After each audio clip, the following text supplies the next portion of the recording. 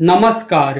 खेसारी लाल यादव जी का ये नया लुक देखिए। लंबे लंबे बाल और पूरे बाह पे टैटू बना हुआ है।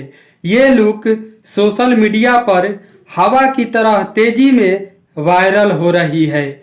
इस लुक को देखने के बाद ये साफ पता चलता है कि खेसारी लाल यादव जी अपने भोजपुरी के लिए कुछ ना कुछ नया करने की कोशिश जरूर करते हैं। फिलहाल हम आप सबको बता दें, ये जो लुक आप सब देख रहे हैं ये एक भोजपुरी फिल्म के गाने का है, जिसकी शूटिंग नेपाल में हो रही है।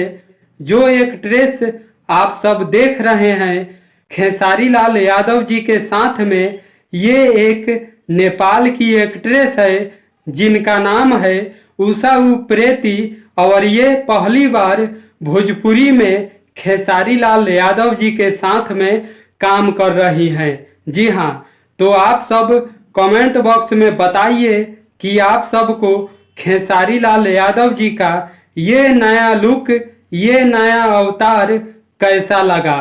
वीडियो देखने के लिए बहुत बहुत शुक्रिया।